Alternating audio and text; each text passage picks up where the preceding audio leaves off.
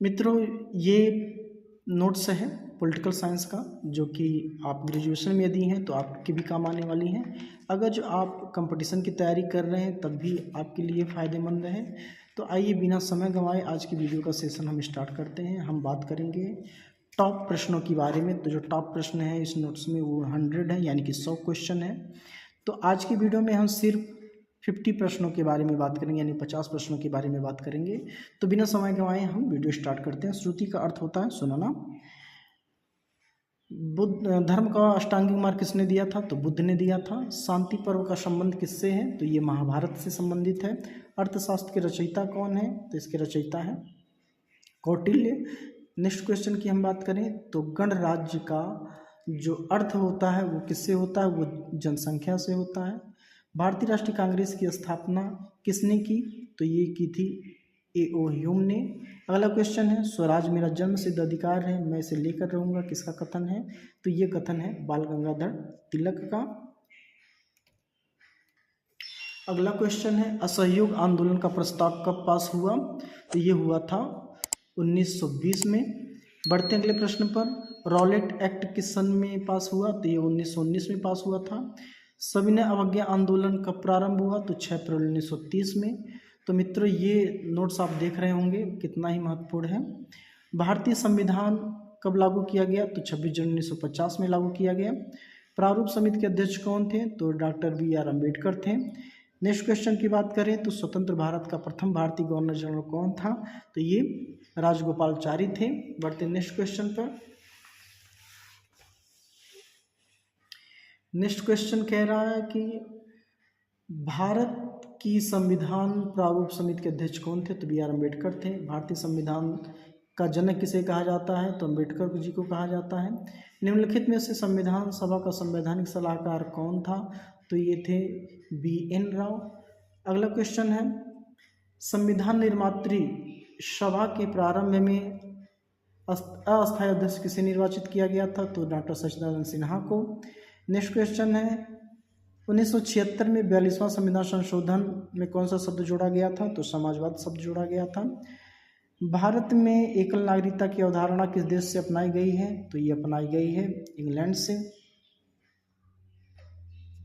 भारतीय संविधान के किस अनुच्छेद के तहत संसद को भविष्य में नागरिकता के संबंध में कानून बनाने का अधिकार है? तो अनुच्छेद 11 के अनुसार। भारतीय संविधान में निम्नलिखित में से कौन सी नागरिकता प्रदान की गई है? तो एकल नागरिकता। वर्तमान अगला क्वेश्चन है संविधान निर्माण के समय भारतीय नागरिकों के पास कितने अधिकार थे? तो 7 अधिकार थे। मौलिक अधिकारों का संरक्षण कौन है? तो सर्वोच्च न्यायालय है।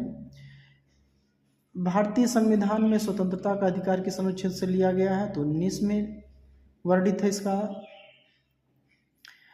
वर्तमान में मौलिक अधिकारों की संख्या कितनी है? तो मौलिक अधिकारों की संख्या कुल 6 है। अगले क्वेश्चन की बात करें तो भारतीय संविधान में नागरिकों के लिए कितने अधिकार हैं? मौलिक कर्तव्य हैं तो 11 मौलिक कर्तव्य हैं। कौन से देश के संविधान से प्रेरित होकर भारतीय संविधान में नीति निर्देशक तत्वों का समावेश किया गया है? तो आयरलैंड से। संविधान में कौन से भाग में नीति निर्देशक तत्वों का वर्णन है? तो चौथे भाग में है। नीति निर्देशक तत्वों का उद्देश्य है लोक कल्याणकारी राज्य की स्थापना करना। भारतीय संविधान के अनुच्छेद 17 किससे संबंधित है? तो अस्पृश्यता के निषेध से संबंधित है। चंपाक दुराई राजन मामला किस वर्ष लाया गया? तो 1951 में लाया गया, 52 में लाया गया था। ये वाला ऑप्शन गलत है। अगला क्वेश्चन है संसद को कानून बनाने की शक्ति संविधान के किस अनुच्छेद में है? तो 368 में है। केशवानंद भारती किस वर्ष आया? तो 1973 में आया। मिनर्वा मिल केस किस वर्ष लाया गया? तो 1980 में लाया गया। मौलिक अधिकारों का संविधान के किस भाग में उल्लेख किया गया है? तो तृतीय भाग में किया गया है। भारत में राष्ट्रपति का चुनाव कौन करता है? तो राज्य संसद एवं विधानसभा के जो इतने सदस्य होते हैं विधानमंडल के वो करते हैं। राष्ट्रपति का मासिक वेतन कितना है? तो ये 5 लाख रुपया प्रति महीना है। भारत के राष्ट्रपति के पास कितनी आपातकालीन शक्तियाँ? तो 3 हैं। राष्ट्रपति राज्यसभा में कितने सदस्यों को मनोनीत कर सकते हैं? तो 12 सदस्यों को। उपराष्ट्रपति का निर्वाचन कौन करता है? तो लोकसभा व राज्यसभा के जो सदस्य होते हैं वो करते हैं। प्रधानमंत्री की नियुक्ति कौन करता है?